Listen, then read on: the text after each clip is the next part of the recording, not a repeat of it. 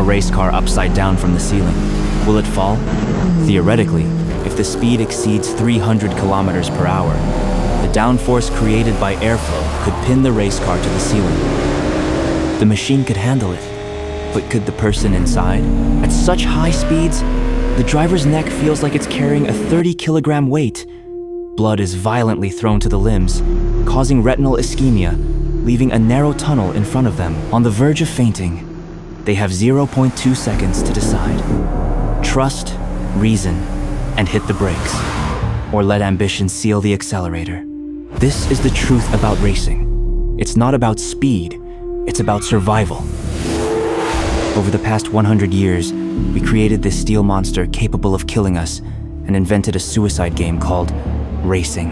Then, with blood, bones, and countless funerals, he was repeatedly reined in, and this beginning of taming death was filled with bloodshed and absurdity.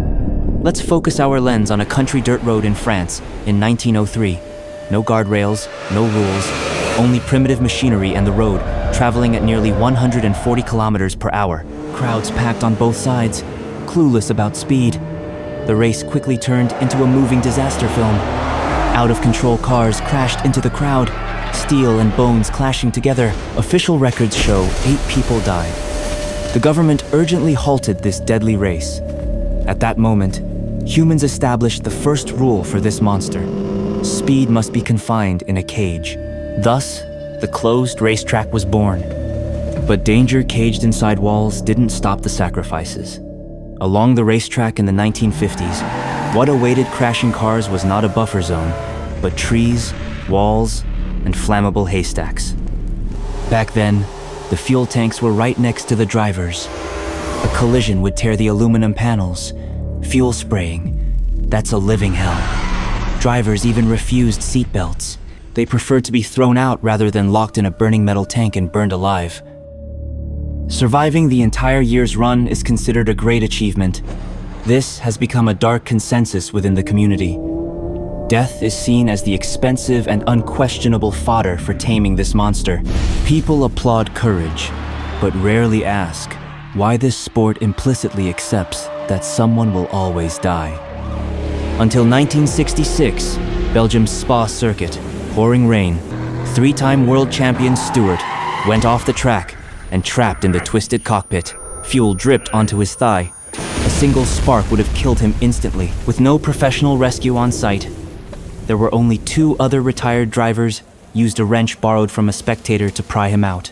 After surviving, Stewart realized he wasn't in a modern sport, but rather a poorly organized survival gamble. He became the spoil sport, embarking on a frenzied and obsessive war against barbaric traditions. He called out unsafe tracks. He rallied drivers to boycott. He forced organizers to add barriers, medical cars. The entire racing world criticized him. If you're afraid of dying, don't come. But he didn't stop. His fight forcibly tightened the loose reins, creating a safety net for the drivers who followed. But this also left a deeper question. When the threat of death is greatly reduced, what shape should the driver's courage take? The answer lies in 2 inevitable clashes. 1976, Nürburgring, the Green Hell, Ferrari driver Niki Lauda, a quintessential rationalist who neither smoked nor frequented nightclubs, managing risk like an accountant with a stopwatch and notebook. That year, he led the championship standings.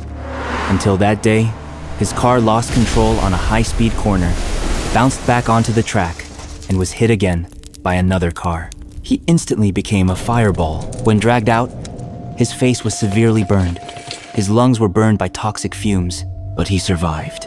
Just 42 days later, with unhealed scars, he returned to the track. Blood from his head wound soaked through his bandages. Despite the pain, he finished 4th. By the traditional script, this should be described as a phoenix rising from the ashes. But the turning point occurred in the season finale. At the foot of Mount Fuji, the teams and fans watched the points. Just by finishing, Lauda had a high chance of securing the championship. But he drove back to the pit lane, unbuckled his seatbelt in front of the whole world, and calmly stepped off the race car. He said, "My life is more important than this championship." He handed the title to his rival, who was fighting desperately in the rain. A withdrawal from the game drew a line between courage and rationality. You can risk your life for victory, but you always have the right to press pause for the sake of your life. But not everyone is willing to stop. Cut to the 1990 Suzuka circuit in Japan, the championship battle. Before the first corner, the legendary Ayrton Senna, in second place, was relentlessly chasing his arch-rival, Alain Prost. Prost entered the corner first. Normally, the car behind should lift and wait for the next chance. But Senna made a choice. He didn't lift, and like a missile brimming with fury, he rammed straight into Prost. The two cars collided violently at the apex of the corner, sending debris flying as both crashed into the gravel pit. Senna later admitted it was a revenge attack, but it ultimately won him the world championship. His famous quote, which has been used in countless wallpapers, has since been considered gospel. If you see an opening in a race and don't take it, you're not a race car driver. Senna defined a second kind of courage with his life, knowing death is there, and still chose to floor it. But was this a hero's tale or a tragedy? The 1994 San Marino Grand Prix weekend seemed cursed. On Friday, Barrichello was seriously injured. On Saturday, Larsenberg died. And on Sunday, on lap 7 at Tambrello Bay, Senna's car crashed straight into the wall. This time, there was no miracle. Rescuers cut open the mangled car and found a neatly folded Austrian flag in his cockpit.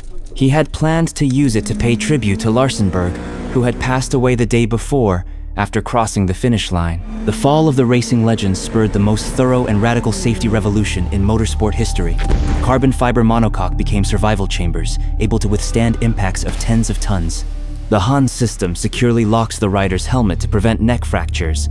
Haystacks along the track have also been converted into energy-absorbing barriers.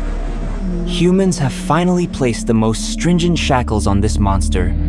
Death is unacceptable under any circumstances. Today's racing is already a battle of supercomputers, with hundreds of sensors covering the car. Drivers complete thousands of laps in the simulator. Their precision, composure, and impeccable skill are remarkable. But no matter how far tech pushes death away, when engines roar and shatter the air, everything returns to its origin. We are fascinated by racing not because we are bloodthirsty, but because it condenses humanity's most secret desires into a 5-kilometer asphalt road. Reason makes us wish to be like Lauda, to control our destiny. But instinct makes us envious of Senna, envious of that madness to burn everything for one moment of glory. The racetrack eventually comes to an end, but life's curves are endless. Is it to ease off the accelerator and finish safely, or to seize any opening and recklessly cut through it? The answers differ.